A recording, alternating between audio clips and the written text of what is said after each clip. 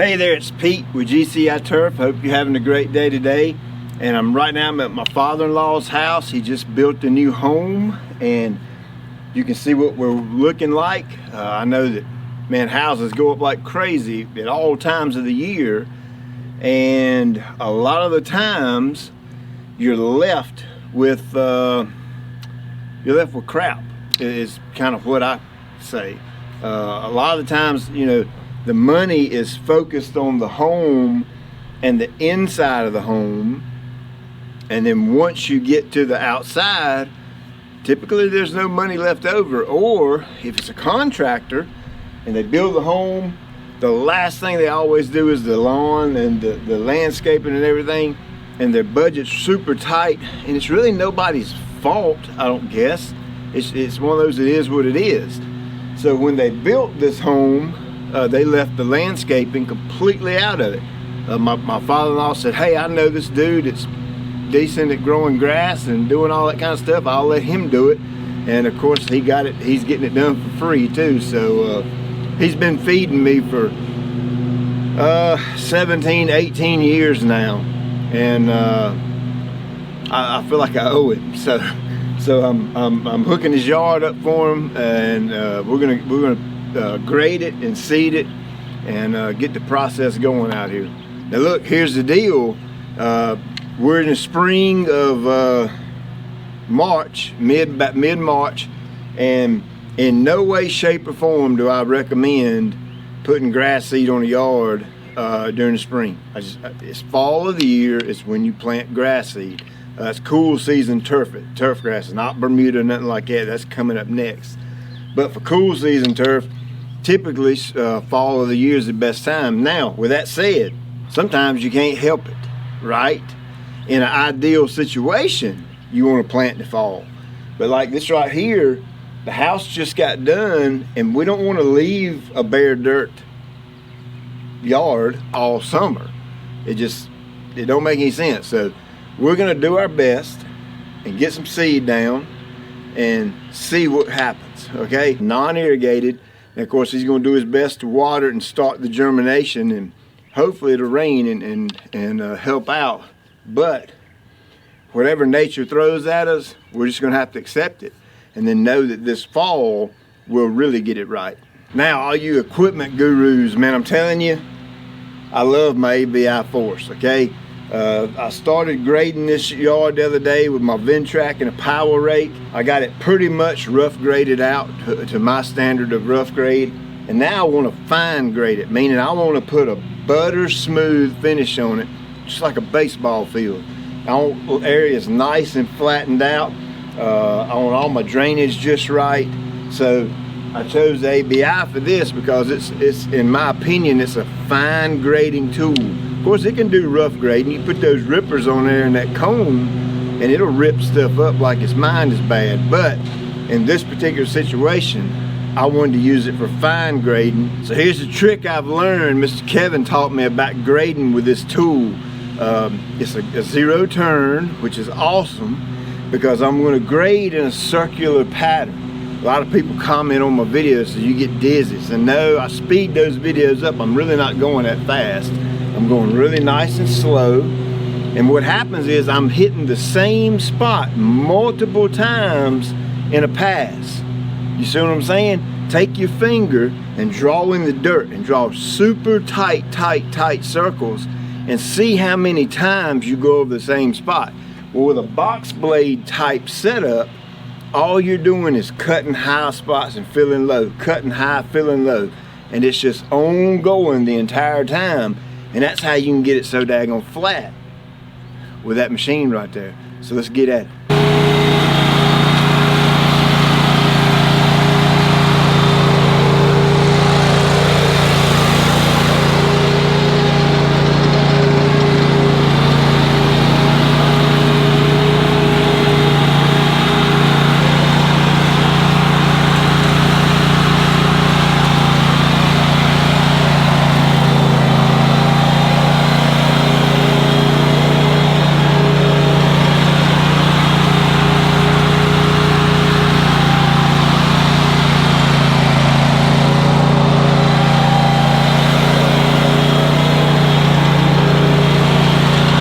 coolest things about this force that I like is the box blade is spring loaded.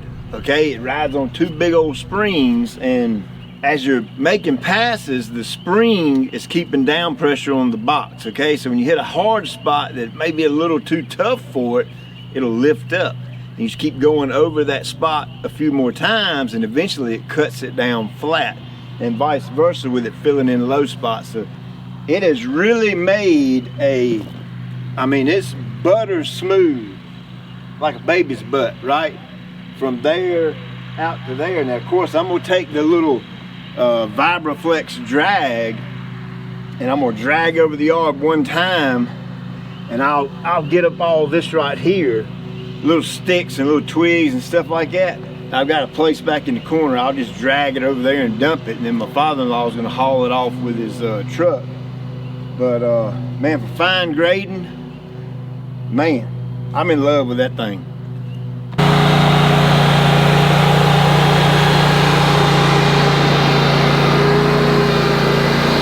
Now, we really didn't get pounded with rain, okay? We didn't get copious amounts. Everything's just a little bit moister than I like. I've got the cultipacker on here, in which I wanted to run over the yard after I put my grass seed down. But with it being this moist, all my dirt's gonna stick to the cultipacker. So when I use the cultipacker, I always want it dry. Now this is different than the roller. You've seen me use the roller on the baseball field, but this is a cultipacker. You can see these little tines right here sticking up, and it basically works very similar to a slice seeder or slit seeder, that type of thing, where it grooves the seed down in the ground. And basically this thing has enough pressure to where when I put it down, I'm going to groove everything in. It'll also take out a few little bumps and things like that, little rocks and things like that may be in the yard. It's just going to press it down in the ground and get rid of it, leave a really nice flat surface, which is going to be awesome for mowing. So here I am at a decision I got to make. It's not quite dry enough to put the seed down and cultipack it. So I could put the seed down, and did you see that dust? I could put the seed down and be done with it, but I really want to use the cultipacker. So I think I'm going to take the Vibraflex and go over this yard one time and just kind of fluff it up just a touch. And I'm going to go do some work at the office, and I've got a ball field I need to go clean up before they play today. Go do that, and then I'm going to come back and then put the seed down and cultipack it, because I believe by taking this Vibraflex and going over the yard one time and kind of opening the ground up just a little bit, it's supposed to be 74 degrees today, high sun, so it should help dry it out pretty good.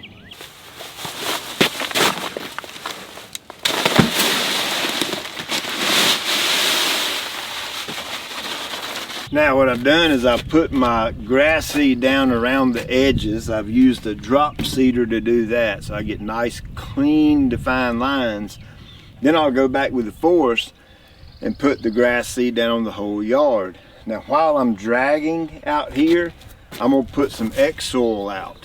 X soil is kind of like a super high powered soil amendment, and I mean, this dirt's been sitting idle for a long time. So we need to start working on getting the dirt right. And once I get my grass seed down and my X soil and get it drug and all, I'm gonna go ahead and put the grass seed down. I'm using my GCI Turf Tall Fescue. And then once I get it down, I'm just gonna let it sit. I'm gonna take and go do the ball field and go to the office, do a little work. And then I'll come back and run over it with a cultipacker, and that'll be a done deal. I'm putting the grass seed down on bare dirt at 10 pounds per 1,000 square feet. I'm also going to put down some X-Start, which is a high phosphorus, kind of like a starter fertilizer, help get the root system going real good on that grass seed. And once I come back and get it cultipacked, I'll be done with this. It'll be up to him now to start watering. Am I going to straw it? Am I going to put that netting or mat type stuff in the ditch? Nope, I'm not going to do a dang thing to it. I'm going to let the cultipacker press the seed down and hold the seed down. It's his job to keep this moist with water.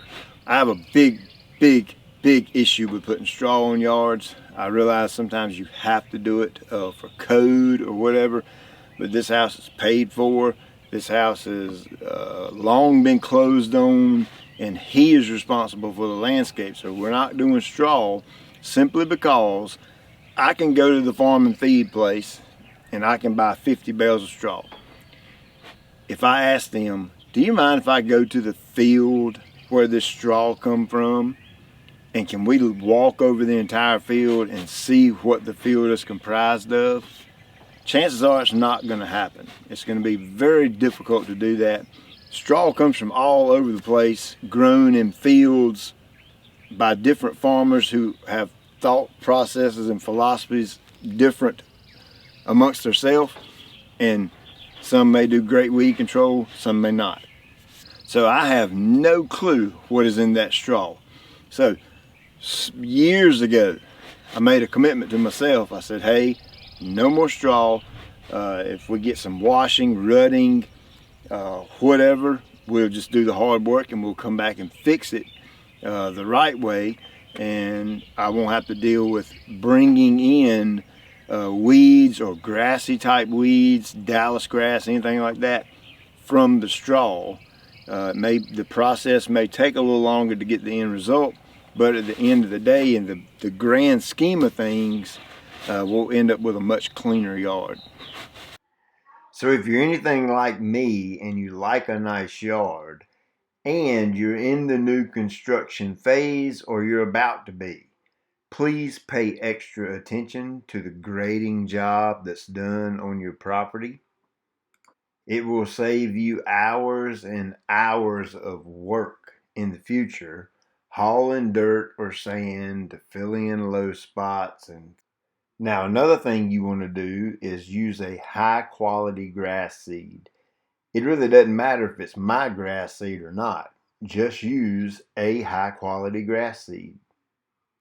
I'll be doing a few updates here and there, some Instagram posts on this yard throughout the year. Be sure and subscribe to the channel because, man, we have a ton of yard work coming up. I've got many how-to DIY videos planned, so you don't want to miss it. Something I don't take for granted, and that's you. I appreciate you taking your time out of your day to watch my videos, and I'll check you later.